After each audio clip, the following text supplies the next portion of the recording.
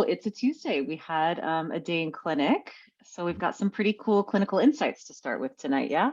Yeah. So there's definitely a couple I want to share. And then I also want to share, it's not necessarily a clinical insight, but it kind of is because it was an insight from an experience we had over the weekend, which you were part of. So I want to get into that one as well. All right. So I'm going to start with this particular one. And this was all about leadership. This was super awesome. So 58-year-old female, she has gone over time, gluten-free, and essentially following the God's Garden plan, which is awesome. And again, no, it's not a spring chicken, not a 20-something, right? So 58 years old and just looking for opportunities to level up. And it's like my favorite human being to work with in the world, is someone who just wants, wherever they are, they just want to raise the bar, which is awesome. And anyway, and she also is about at zero for alcohol. And that's been over time. And that's been by experience of, all right, I'm going to commit to a week off or 10 days off. And then I'm going to do what I normally did and had, cocktails Friday, Saturday, Sunday, and just through it all. And although I'm introducing the different philosophies, she's the one who really said, I'm just really not drinking anymore. Anyways, the struggle here has been this, and I think this struggle can be real for many, was the spouse, and not wrong or right, just the spouse was not on board. And the message I kept telling her is just lead. And she didn't understand what I meant in the beginning, but she understands fully now. So just do your thing. Do you. You do you. Have the bravado, have the guts, have the fortitude, all that it takes to be you, even though it's going to be uncomfortable, even though it's going to be unstable because you haven't done it for a long time.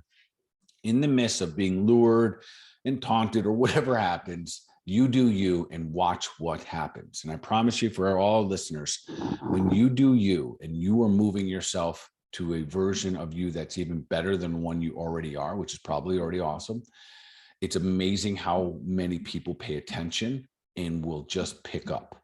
So anyways, this is really a story about her husband. Her husband apparently now is also gluten-free, is predominantly God's Garden, and also is reducing his alcohol. And to boot, he listens to this podcast on a regular basis, along with several others that are similar to it. And he now food tracks, which she does not. And once someone food tracks, I know that they're like, you become, if you've ever done any food tracking, anyone that's listening, whether it be for a week or a month or anything like that, it's very, very eye-opening of what you're putting into your body. And especially if you have there's so many cool apps and stuff like out there right now. So anyway, she reported that to me just the other day or just today. And I absolutely love that story by her leadership. Now she's ready to raise the bar. And her husband's now telling her things. Well, this would be better than that. And let's try cutting this out for you. Let's, introduce these different things. So it's super exciting to watch people, what I guess we'd call a little bit later in life, really leveling up. Absolutely love it. It's incredibly inspiring. And I hope that all these kind of health tendencies and practices I'm putting in now get me to that space. And I really think the courage to be the first to do it in your tribe, in your community, in your immediate family, the fringe benefits are tremendous, because imagine this guy, had he not had his wife leading him through it, maybe he would have never made those changes. Yeah, that's a great point. I think the other point there, I think you say that you strive to have that courage. What's interesting you said that. When you said that, my thought was this. I think the courage is there for all of us. The need or the why isn't strong enough yet. Sometimes you have to have pain. You have to have a decent amount of pain to make that next level of change. Maybe you have to experience it, maybe not personal, but maybe you see it around, or maybe the possibility of who and what we become will drive you as well. I will say this, though. I do think that most people create the biggest change upon pain. And part of the Health Made Simple podcast is to help people avoid needing to go through massive amounts of pain. What do I mean? Heart attacks and all the other boogly wiggly diseases that show up if we're not paying attention and taking care of ourselves over time. Yeah, I think it's just really, it's so powerful within like a family dynamic. So I want to give a shout out to this family and everybody out there who's like really showing up for yourself, because the trickle effect is real. Yeah, it really is. All right. So another great clinical insight. This one, although isn't necessarily a happy-go-lucky story, I want to share it. This one is really not happy-go-lucky. Well, it's turning out to be. But I want to share this just so we again have our eyes and ears open when it comes to our health. So this particular situation, lady's a little bit older. Again, a female, 69, I believe, years old, maybe just a little bit older, female, and she's had for a while a little bit what's called an essential tremor. And an essential tremor is when literally you'll look at someone and they have like a tremor in their hand, often in their mouth and their face. And sometimes it looks like Parkinson's, but when they call it essential tremor, I believe that's also when they're saying this isn't Parkinson's yet. And it might not be, but there's really no reason that we know of that you have this tremor. Anyways, not a great situation, because typically that tremor can get worse if not properly, say treated. And we have a protocol that we not necessarily, again, treat the tremor, but we treat the body that doesn't have the access to control muscle coordination. And it's important that I mentioned this part. So the tremor tells us that we are losing some control over both gross and fine motor movements. We're losing that control in the nervous system, and therefore we have a shake. We don't have control. And what typically you'll find with essential tremors is that when the individual goes to do something with their hand, it works properly. But when they slow down, they have an essential tremor. So we use different protocols with literally minerals and other things. Anyways, in this particular scenario, this young lady went to her doctor, and her doctor performed. And listen, and I'll circle back around what I'm talking about here when it comes to different medications and whatnot. In this particular scenario, the doctor recommended that she used Botox in 2 muscle groups, and they used the Botox because what her head was doing was kind of shaking and kind of bobbing. So it's kind of this two moves. So it looked like a lot of movement. So again, I know I'm babbling here a little bit, but everyone pay attention. So the Botox was put into 2 muscle groups, and it was into the trapezius muscle, which is kind of like these muscles that web down from our neck, but also the levator scapula. And that's really important to understand here. Her head was bobbing. And what Botox does, if anyone's ever had it, cosmetically, is it is a neurotoxin. And that neurotoxin literally stops the nerve from working. So that's how it does. So the nerve can't tell the muscle to flex.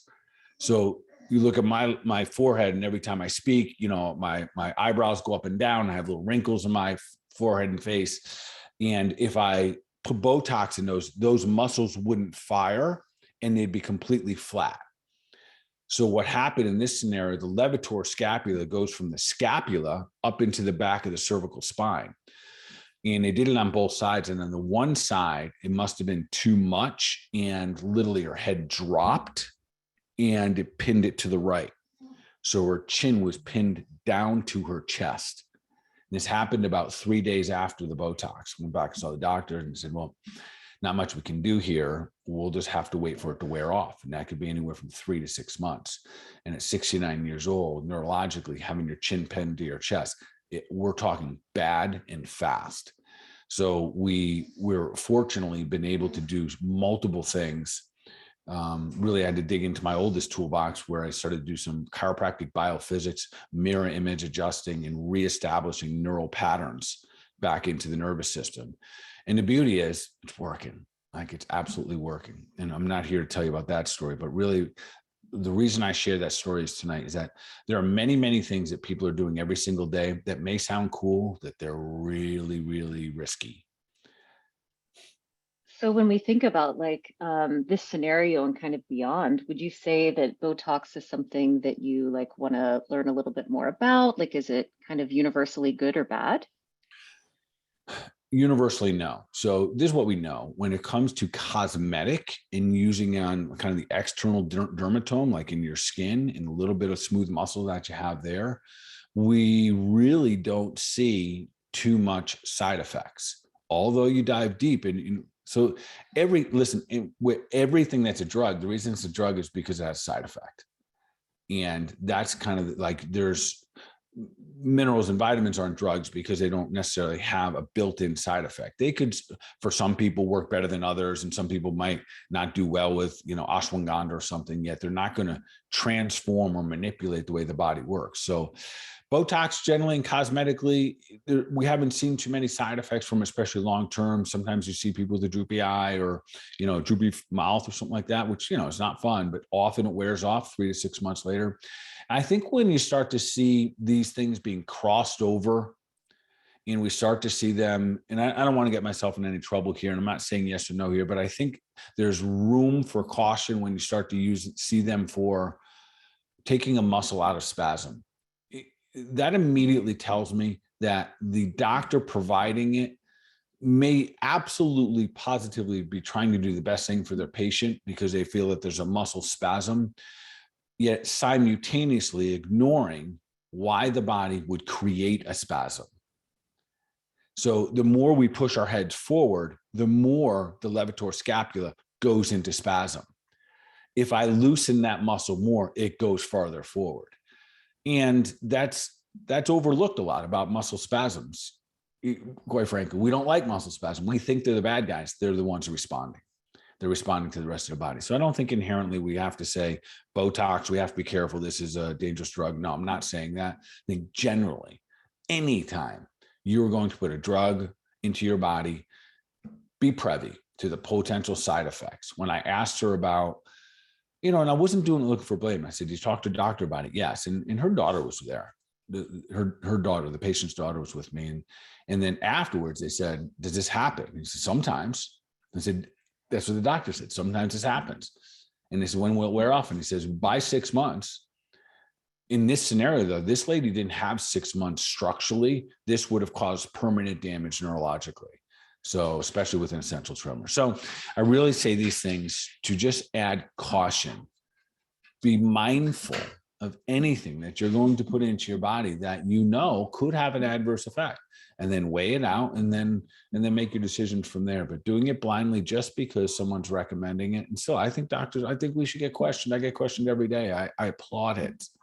I applaud it when, granted, I'm hoping that I'm not being questioned just because someone read on Facebook, or, came up with some crazy thing or something. Yet if they're questioning it for their own well-being and their own health, I think that's admirable. And I think people forget too that us doctors, we work for them. We work for you. You're paying our bills. You're paying us money to do our best jobs for you. And let's never lose sight of that. And in the event you don't have a relationship with your doctor, that you can ask plenty of questions. And your, the responses feel as though, you're being talked to in a very respectful manner, then you know what, there's a lot of other good doctors out there. So. Absolutely. I think it's a step along the path of that superhuman hood, right? When you become courageous to ask the questions that you have so that you know what's going into your body. Yes. And, I literally love when people ask me questions, literally they'll ask me a question about, I give a lot of herbs. So vitamins and minerals will never alter human physiology. Most of the time you can't live without them. You need them. Sometimes people are like, oh my God, I was allergic to a mineral. No, you're not allergic to minerals, but you might have had an adverse effect. So I'll have conversations like that. And then sometimes with herbs can make, people feel a little wonky, but the nice thing is they always wear off within a couple hours, not days, months, years, but a couple hours, worst case scenario. So there's safety levels with the actions that we're taking. All right. So let's dive into this next one, because this is a little more exciting. All right. So I have to tell you guys just a little bit. I was party to a very cool experience this past weekend that Bart mentioned lightly here. It sounds kind of weird, but we were looking at cadavers. And if you're ever going to look at cadavers, Dr. Bart is who you want to have with you because he knows so much about human anatomy. Tell us a little bit about it. Yeah. So what Whitney's alluding to here is that we went to here in Panama City Beach, down here along the coastline. There's an exhibit called Bodies, and they have these all over the country. And there's different companies that put them on, some better than others, but they're all super fascinating. And as I shared with the group, so what we did to kind of set the stage here, this was a yoga teacher training weekend. So we have these modules throughout the course of the year where my wife and yourself and some of our lead instructors are teaching others to become yoga instructors. And this happens to be an advanced, do we call it a 500 hour? Is that what? Yeah. We do call it a 500 Okay, hour. Yes. 500-hour program. So, veteran yogis and they have some experience. So I get to take the anatomy up a bit, and go a little bit of a deeper dive. And it just happened to be that there's this exhibit was here in town. So I'm going to backtrack a little bit before I talk about that. So when I went to chiropractic school, one of the most impactful thing that happened to me during chiropractic school about human health, vitality, anatomy, this thing that we call innate wisdom, or a lot of us like to say the God within. When I went through cadaver lab, and that's really what we call it, this cadaver lab, you get a body. And that essentially changed my life forever, my perception and my understanding of the human body. And the change that took place was, oh my goodness, there's a higher power here. And when I really got to study and dive deeper and deeper into how incredibly fascinating, intelligent, incredible backup systems, the systems within the systems for the human body, they're so intelligent. All I could think for the rest of the time, since that time of seeing this, and we're talking 27 years ago of me looking at these cadavers, is, man, we should play non-interference. We should do everything and anything that we can to help this, because literally a higher power. Sometimes I think we think maybe the most intelligent thing coming will be the aliens. No, the higher power has always been around. That's, you call it your God or innate wisdom, intelligence, whatever it may be. That power that made the body is the power that heals the body. And I'll never lose out of my consciousness how incredibly intelligent the human body is. And therefore, non-interference should be a game that we play. And what do I mean by that? Ideally, don't stick things in it and don't cut things out of it. Yeah. If you're going to put something in it, like in your mouth or in your nose or something like that, hopefully when it gets to the insides, which is so incredibly detailed, it's really good for the inside of your body. And hopefully it's not that bad. So we had this really cool opportunity where I got to navigate with you guys. And it was like a little field trip with a bunch of little kids at a dinosaur museum. But I think maybe you'll speak to this, but when you get to lay out and you look at the way that the nervous system and the vascular system and the way that they run up and down through the body, communicating with every cell, tissue, and organ in the body, or you see the intestines laid out, or you see the relationship between the gallbladder and the liver, and they're side by side, and you start to see all that stuff. I don't know. For me, it makes me go, wow. Yeah, it's really a moment of wonder, not only for like the numerous systems and kind of like layers of self that we are quite literally made up of, but there's such beauty in it too. And I'm not a person that would like think that I would find like beauty necessarily at the cadaver lab. There were maybe two or three specific things we looked at in which the capillaries had been like fleshed out and they looked like these little trees. And the context to think that like the stuff that I'm made of is like part of nature as well. It all feels very interconnected, not only in and of myself, but kind of like in a universal sense. Feels really good, really affirming. And it's also when people hear me talk about surgeries and whatnot, it is because I've spent so much time in cadaver lab that it's not that I'm anti-surgery, I'm pro-creator. Meaning I've seen when you dig down and how well our creators have, what work they've gone to, what extensive intelligence they've used to protect the spinal cord. So the thought of carving into it and taking away bones. So I shared with you guys how the spine itself has these bony things, almost like spearheads, the spinous processes along the back. And someone asked a question, why do we have those? Why are they so bony like that? And they're for protection. all of the bones in the body are for protection. You got some of the long bones that are used for movement and structure. But when you really get to look at the skull and you get to look at the spine itself, you go, oh my goodness, it's built to protect the spinal cord, the central nervous system in the brain. So anything, when people say, well, what do you think about, I have a disc issue and I think about getting a surgery and make it go away. I'm like, whoa, pump the brakes, anything but a spinal surgery.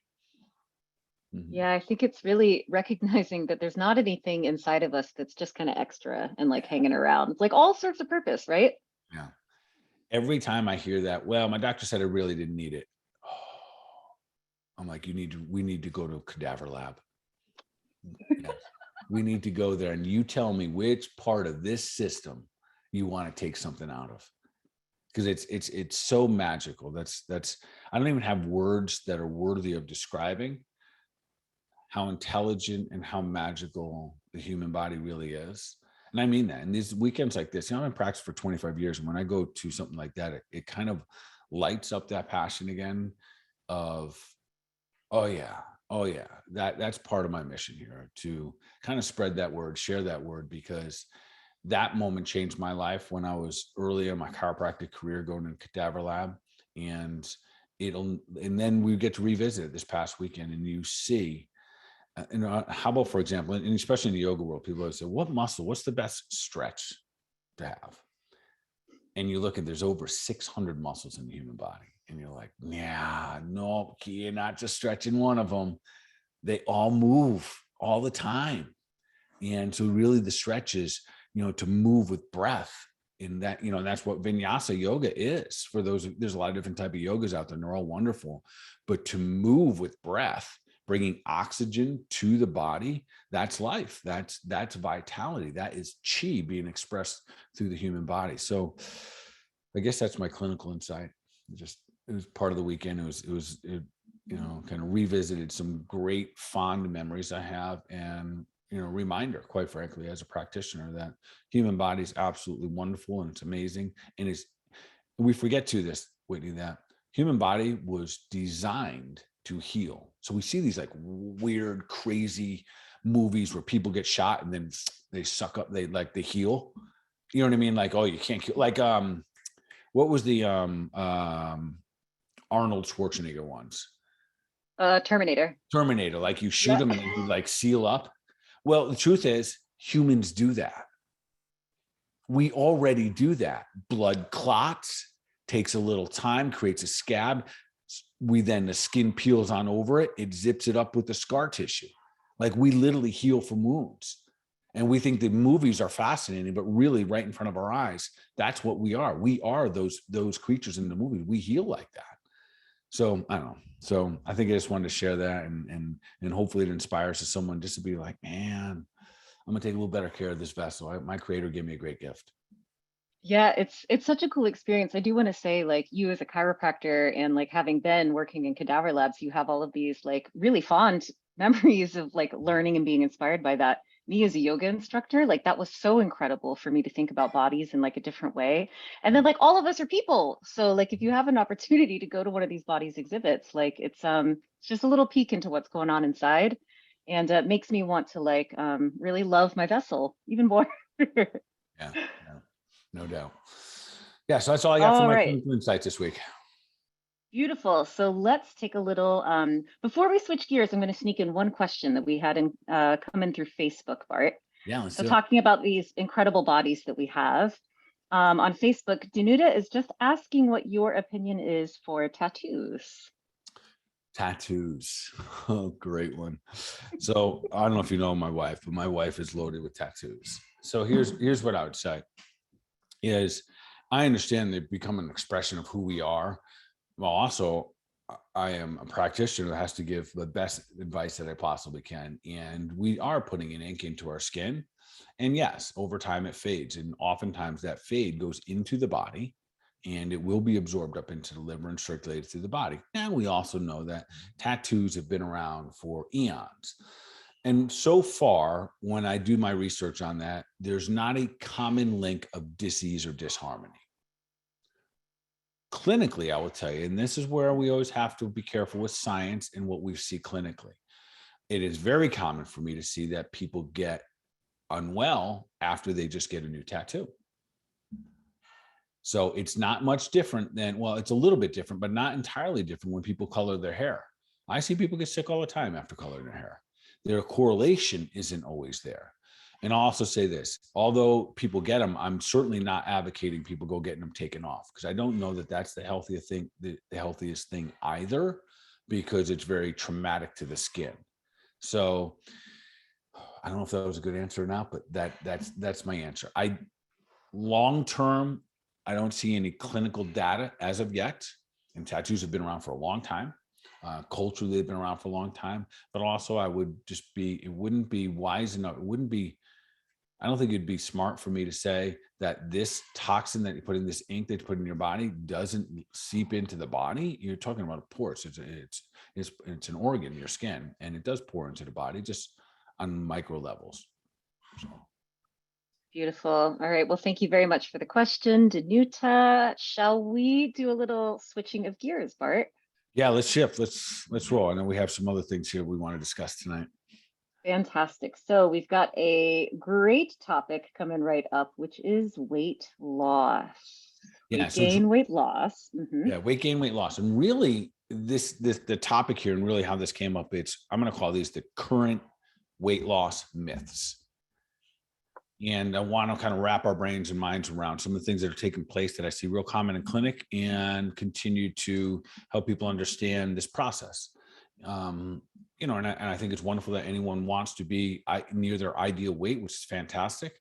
And it's always a journey, right? You're going to get there, you're going to get away from there, you're going to be going up, going down. So there's really 4 what I'll call these current weight loss myths, and we'll dive right in. The first one, it's a current one, and it remains one from old school, and this is the eat less calorie myth.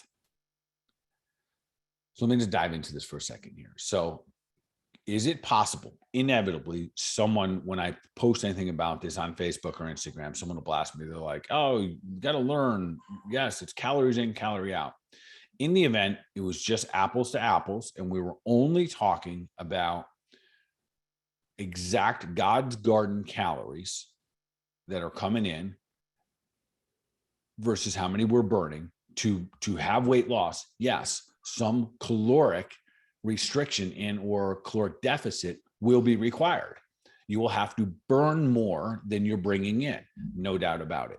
That's not the fundamental problem that we see in clinic, though. The fundamental problem is the type of calorie that people are consuming.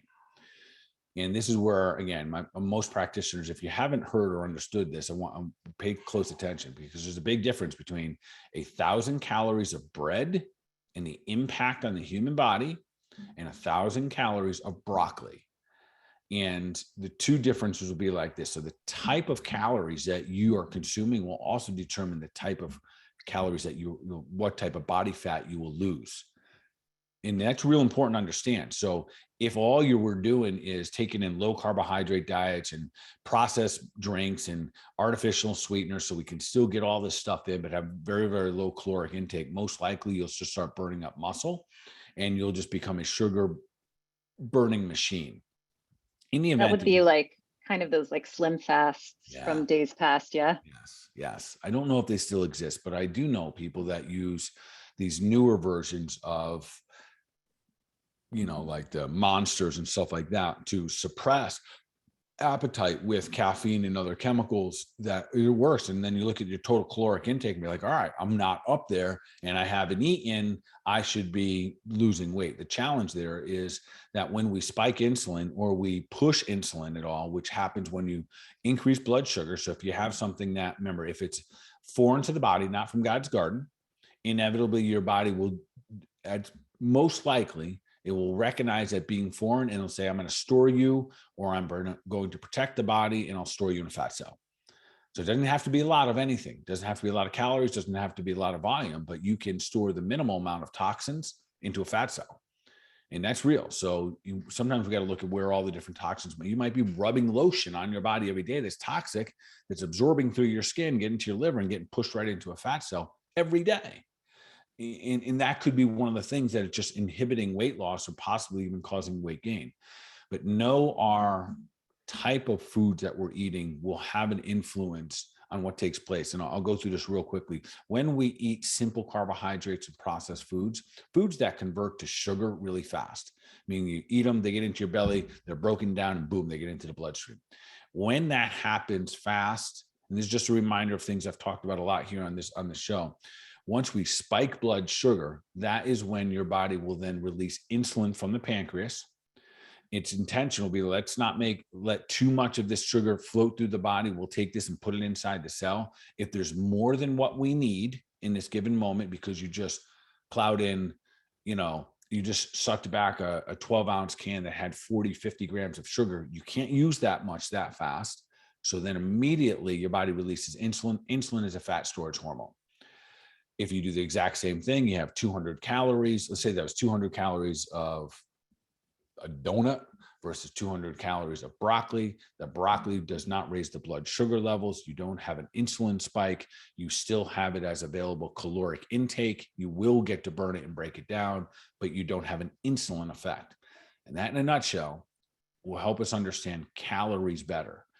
To lose weight, at some point, will you have to have a calorie deficit? Yes, but it doesn't mean caloric restriction. And we're going to get to this next, because the old school way of stressing the body out through starvation is not good. So that's number 3. I'm going to go to number 2 right now. So that's number 1, is less calories is the way we lose weight.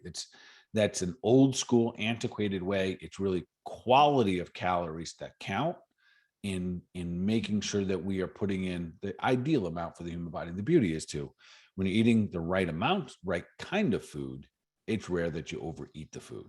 It's pretty cool. So I don't as much weight loss, consultations that I do do calorie counting at all. Not a single bit. All right. So that's number 1. And number 2, not too far away from that, this is an old school one, is that it's kind of the old school move more, eat less. This is the exercise one, that you have to exercise to lose weight. And that seems like a no-brainer. Yes. Don't you exercise to lose weight? No, you exercise to get fit, to make you a strong human being, to help you become superhuman. Your exercise should only account for maybe 10, maximum 20% of weight loss. If your exercise is accounting for more than 10 or 20% of your weight loss, then one of 2 things. One, you haven't been exercising. So you're starting from 0, which exercise should be part of the foundation of human activity, foundation of being a human. And we should have some level of exercise in our lives. And in the event that you are now using it as weight loss, then it means either you weren't exercising at all, or your diet is so bad that you are literally burning those excess calories in the gym, and that's not sustainable. So that would fall into the category of you can't outrun a bad diet. All right, you're like busting some pretty big myths right now. 10 to 20% should come from your exercise. Wow. Maximum. Yes. That is, an invitation to look at this differently. Yes. What else? Yeah. Yeah. And that wow. Let's pause in that moment for a second here, because so often we think we're going to go to the gym and use cardio and go for a run. Now, listen, those things, all exercise is designed to get us fit and strong. Our diet determines whether or not we're going to have fat cells, increase or decrease in fat cells. Maximum 10 to 20% when it comes to the gym or your exercise doing. So when I hear someone, well, I went away for the weekend and I couldn't run and I gained weight, you're running off a bad diet. That's what you're doing. You're just trying to keep your head above water. And I see it all the time. I've seen this for decades. I see like cyclists and the chronic cyclists and the chronic runners. That's what I call them. They're always doing it because they're always sucking back a bottle of wine at night, or maybe not, but they're justifying, they're swinging their pendulum. Bad diet means more exercise, but bad diet means more exercise. And anyone that's, clipping into the 40, 50, 60-year-old range, you realize that doesn't work that way when you get older. Yeah. Yeah. In metabolically, there's a reason for that. The liver can't metabolize those toxins as well as it used to. So it's not necessarily age, but it's the compounding effect of having so many toxins over a long period of time that the liver is having a harder and harder time just from the compound effect of metabolizing toxins. So it literally can't get as much work done in that same period of time. And then, so if you were in that scenario where it was kind of working for you in your 20s and your 30s, and then maybe it starts to not work so well, what would you expect to see? So all of a sudden, and I think everyone, well, a lot of us at least can relate to this. There was definitely a time when you literally had a long weekend, had a little more too much pizza on Friday, some fries on Saturday, and then on the next week you hunker down and you eat real clean and you got to the gym 4 or 5 nights and you drop those 3 or 4 pounds. Later in life, you do that same formula, it doesn't work. You don't drop the 3 or 4 pounds. All you now is exhausted from working so hard in the gym. Yeah. Because your body can't, the compounding effect of the decades of doing that Thursday, Friday, Saturday night, the partying, the late nights, the poor sleep, all of that, the system itself is less efficient. So then going and trying to overwork it in the gym no longer works. Got it. And again, New practices. yeah. So again, our exercise is for fitness and becoming strong human beings, which I'm a super advocate. Strong, physically strong makes us mentally strong, which makes us spiritually strong. And the same verse, and it works in reverse there as well. All right. So that's number 2. Number 3 is probably the number one thing I see today, and the one I have to do the most educating about. And I'm gonna kind of say maybe part of my teachings is the blame here. And so, and I'll back all this up in just a moment here. And that's use intermittent fasting to lose weight. All right. So I love intermittent fasting. Hopefully, I've always made it clear that the reason I love intermittent fasting is because it gives us a timeout and it gives our digestive system an opportunity to rehab, to regenerate, to regrow, to repair what's had its butt kicked for decades. And that is my absolute favorite reason for intermittent fasting. Then all of the other side effects that come with it. Typically, we enhance metabolic activity. Often we can heal up leaky gut. We can then heal up leaky brain, and it goes on and on and on. We increase mitochondrial length. We improve our genetic structure of our cells. All of that's true. But my favorite reason is timeout. Now, when we take blocks of time, 12 hours, 14 hours, 16, 18 hours, and we don't eat, more often than not, we're not going to eat as much. So typically in the first 30 days, people that are intermittent fasting, we see weight loss. And then typically, I would say 85% of the time, you'll see weight loss with a good intermittent fasting schedule. Sometimes irrelevant to the diet. And I'm not advocating a bad diet with intermittent fasting. It can just get you in more trouble. Unfortunately, what I see is, and I see this quite common, is that people are using intermittent fasting as a method to lose weight. And this, quite frankly, is really no different than being on a starvation diet. It's just called something different. It's more hip. It's cooler. We call it intermittent fasting versus starvation diet. Because really, what was a starvation diet? We starved as long as we could until we needed to eat, and then we would eat, and then we'd go back on our starvation diet. So I want everyone to listen, especially my ladies that are still cycling, because your hormones don't really appreciate if you are inhibiting or restricting food when you need it. And especially when your body's going through change and your hormones need some extra, they need some extra juice, and you are intentionally watching your clock. Like, I can't eat until 5, I can't eat until 12, I can't eat until 12. There's nothing natural about that. In the beginning, developing food discipline, I think, is phenomenal. And in the beginning, finding a place where you can be comfortable without watching the clock and your body. I find a lot of women somewhere between the 12 and 16 hour mark, it's comfortable. After practicing intermittent fasting, they just have a time, and we don't even have to call it fasting at that point. There's just a time where the body does really good. We're having a timeout, and then you go into, okay, I'm going to start eating now because you feel like it's time to eat. There's a gap, though. That first 30 days, you probably have to get rid of all the carbs and the sugar and whatnot, all the I should say processed foods, so you can balance blood sugar, heal your body up to get into that. Yet again, unfortunately, too many people I see right now are using intermittent fasting every single day. And there's nothing normal about the denial of food regularly. And part of what I see is the relationship it develops with food. And that I've seen more clinically, and that's not healthy. So food becomes this bad thing that we're only allowed to eat in a particular time or window. And the relationship we have with food becomes as important as anything when it comes to managing or just becoming the best version of ourselves. And especially if we have weight loss goals, or we want to gain a couple pounds or shed a couple pounds, the relationship we have with food has to be a healthy one. And if we're in denial for it, you can't eat for this amount of time and then you can eat in this block, it's not setting us up for a good place to be in.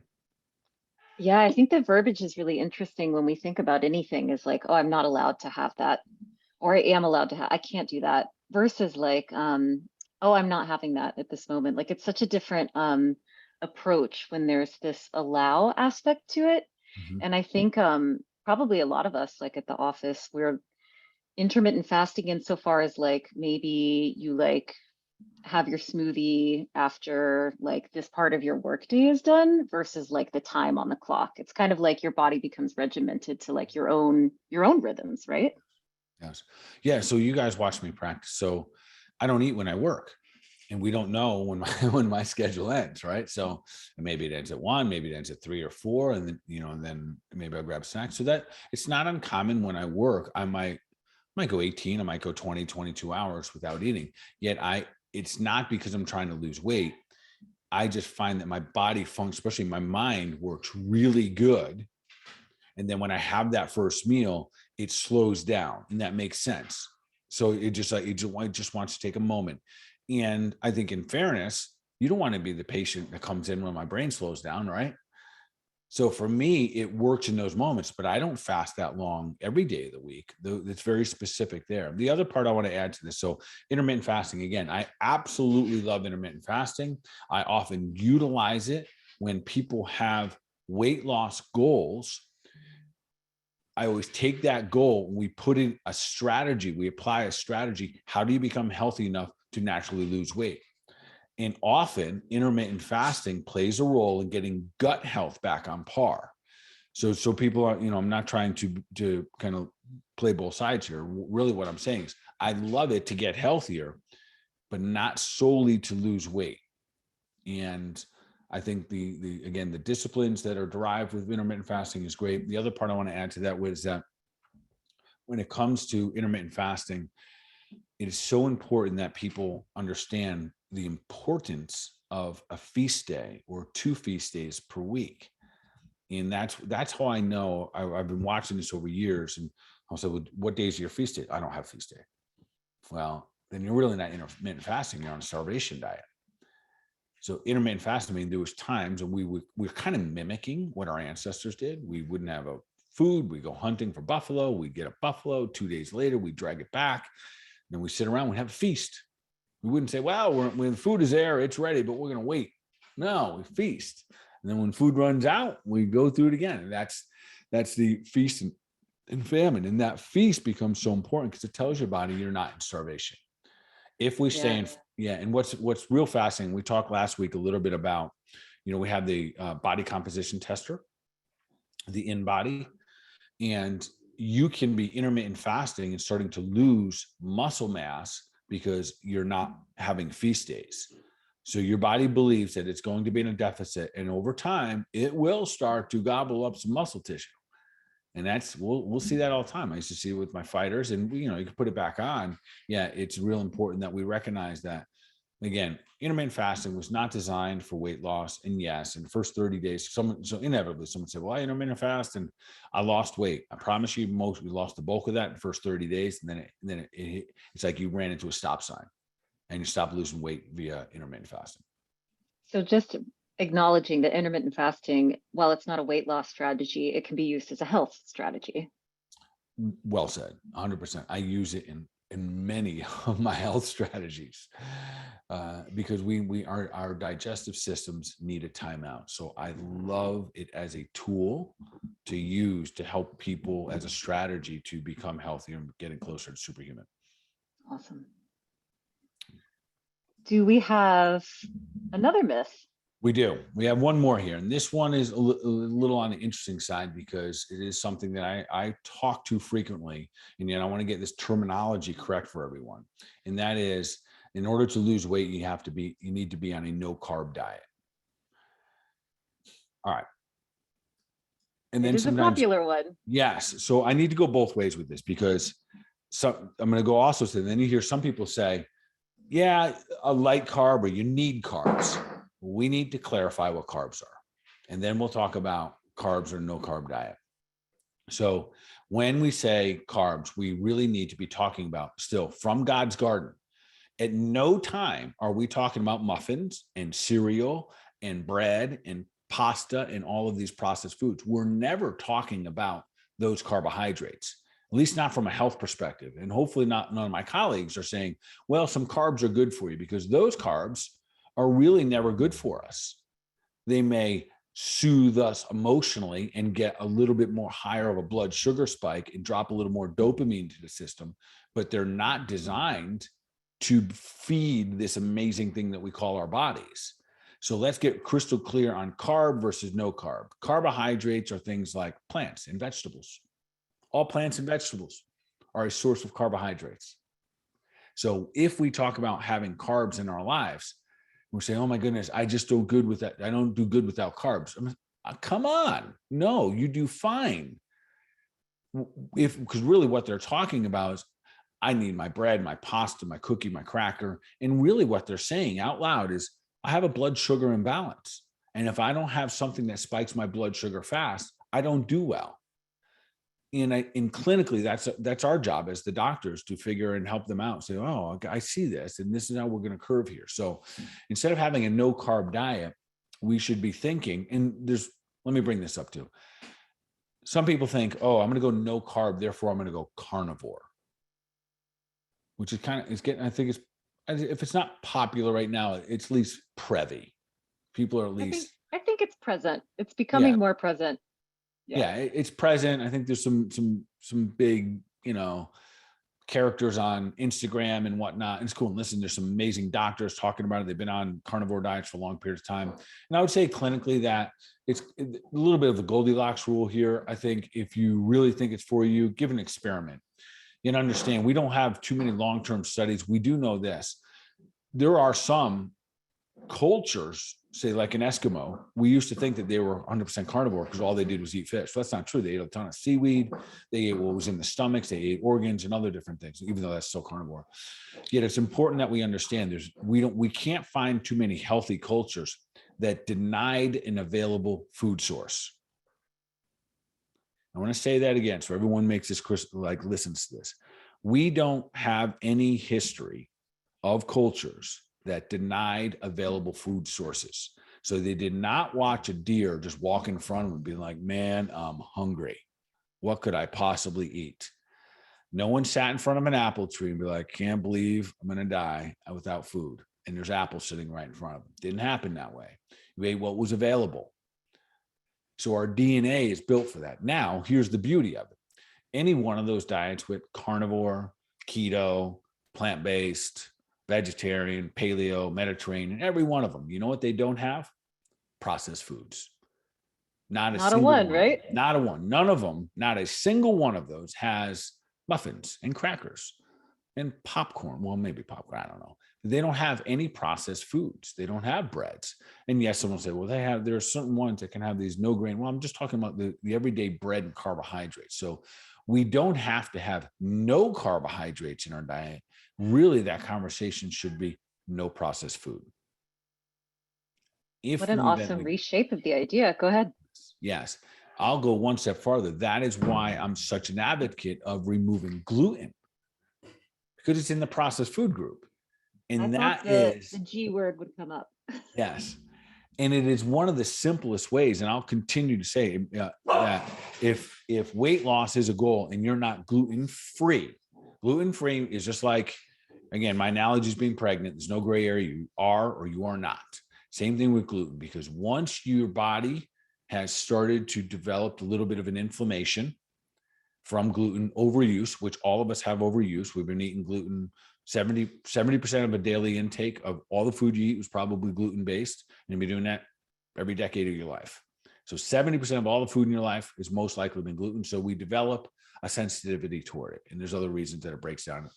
It's hard in the body. So it causes inflammation in the body. You don't have to test positive for celiac, which is an autoimmune condition. It will be like glue in your body. If you just remove gluten, there's a high, strong likelihood you'll start to lose weight. So if I take this a step farther and say, all right, what if we weren't having a conversation about weight loss, but we were really having a conversation about how do I avoid the things that cause weight gain? That'd be an entire different conversation. I know we only have a short time left, but I want to dive into that real quick. Let's do it. Yeah. So weight gain happens from a couple simple reasons. The most common that we see clinically right now is putting toxins in the human body. That's it. This is a until proven otherwise, I won't move away from this position. I'm going to talk about this every single day I'm in clinic. Hey, and that is, if you're trying to get rid of things out of your body, we have to stop putting bad things in it, which might be the gluten, might be the alcohol, might be anything that doesn't come directly from God's garden, anything that slows the human body down, anything that creates inflammation, anything that slows the liver down. And alcohol slows the liver down. So if you want to stop gaining weight, one of the best things to do would be just stop causing it to hold. A big player in that are medications. Remember, the medications are not from God's garden. Sometimes you just have to step back and be like, well, where'd this come from? God's garden? No. Did I need to take it? Maybe you did, maybe you didn't. But antibiotics, because they almost always 90+% of the time will create some level of dysbiosis in the gut, which is when the good and bad bacteria get out of balance. As a result of that, we'll start to gain weight. We'll get puffy. And now what's tricky about that is that can happen even though you're eating good food. It overrides the good diet. Yeah. Yeah, it can. So sometimes you got to heal that part up. Sometimes you got to balance out the gut here. So, and there's a couple other things, lack of sleep, huge. We metabolize, we develop hormones, especially the ones that are the best at burning fat for us, things like growth hormone and testosterone. Those are the things that take place and are developed at night. And if we're missing out on core, strategically timed moments in our sleep, like between 1 and 4 a.m. when the body, in the early part of the night, let's say 12 o'clock on, and we're not sleeping really good. We're waking up because we had a glass of wine, we had some alcohol, we had some food, we ate late, or something like that. You're not going to produce your testosterone. You're not going to release growth hormone, which then produces testosterone. So if we miss out on those fundamental things, man, it's like running in quicksand. And I say that because clinically, I see a lot of people who have cleaned up their diet over time, yet haven't been able to break through that threshold of necessarily losing weight. I think that's such a, I'm so grateful that it's kind of cool in this day and age to get good quality deep sleep. There's all these like tools that you can use. Like I have this little Aura ring that I wear. It's pretty popular in our crew just to have a sense of like, where are we getting this productive deep sleep? I love data like that, and especially like the Aura ring, I have one. And especially if you are willing to look at that sleep and you look at your REM and your deep sleep, it'll tell you when you get it, and just monitor it. Look at it in the big picture. Look at it, for a month of all the nights that you said had alcohol or you ate past 9 o'clock at night, and you start to see patterns. Oh, okay, I get it. And the beauty is then we can make some subtle changes, and it really that simple. You eat an hour earlier, or you have one less cocktail during the night, or you have none one night. And next thing you know, you have a little bit deeper sleep and your body recovers. You're better at metabolizing. Your muscle grows a little bit better in the morning, which is great. So, so many different ways. So I guess a little recap of all of that, the 4 current myths or things that I see clinically interfering with people. One is that the focus of having just less calories, not a strong not a strong position when it comes to weight loss really is what type of calories you're putting into your body. Trying to out exercise a bad diet, never a good idea. Do not try to outrun your bad diet. Cardio, all of that stuff, wonderful for getting fit and strong. We should only be losing, or our goal should only be 10 to 20% maximum weight loss in the gym. Number 3 is intermittent fasting. Love it as a health tool, not as a strategy for long-term weight loss, because it can almost backfire on you. And then number 4, being mindful of when we talk about carbohydrates, are we talking about no carb diets? Because broccoli, Brussels sprouts, cauliflower, sweet potatoes are all carbohydrates that are phenomenal for the human being. And yet those other ones, those processed foods that empty calories, when I say empty calories, no vitamins, no nutrients, nothing feeding the vessels and the cells in the human body, things like the pasta and the bread and the muffins and the crackers. And so a strategy that one could use once we've now like busted all of these weight loss myths is avoiding the causes of weight gain. So we've got toxins, yeah. Yeah, eliminate the toxins, be real mindful of medication. If you go on an antibiotic, so be it. Know that there's a strategy to rebuild the bacteria, the good bacteria that you killed off. So if you and just get with your practitioner, or you make sure that you just have a strategy, meaning that, all right, I am going to use a little intermittent fasting while I introduce new probiotics. I'm going to grow my garden again clean, and I'll get back into balance within a short period of time. Beautiful. And deep sleep and stress, just getting a little bit of ease into life, right? Yeah. Those things that are so common right now: poor sleep, alcohol use, having stress daily. Those are often the absolute biggest inhibitors of weight loss and causing weight gain. So if we really want to target something, and that's a good example of, do I target more exercise and more cardio, or do I target those? And hands down, it would be those. That would be the approach. Well, that was an awesome take on this weight loss situation. Thank you for the information. I cannot believe we're at the end of the show here. I have got our last question ready for us, Bart. What is one step that our listeners can take towards becoming superhuman? Tonight, I'm going to say, trust the power that made the body, and see how much farther you can tap into honoring and obeying and recognizing and understanding this thing that we have, this wisdom within our body called your innate wisdom. Tap it into that, or just acknowledging that we have it, that like we're sitting here right now with, and our hearts are beating and blood is flowing and food's being digested and B vitamins are being made in our gut. All of these things are taking place without our knowledge. Wounds We are are. yeah. And that's the innate wisdom. And I think the more that we learn to live, understand, learn, honor, respect, and love that part of us, the easier this journey comes. I think more fun as well. Definitely. Well, thank you all so much for joining us at the Health Made Simple show. And of course, thank you guys for attending once again. And of course, keep doing your thing, keep sharing it out, keep spreading the love. You never know, who might be impacted, what life might be changed by just sharing this little clip here tonight. And then, of course, we're going to continue to take deliberate action for your mind, your body, overall wellness. Y'all be awesome.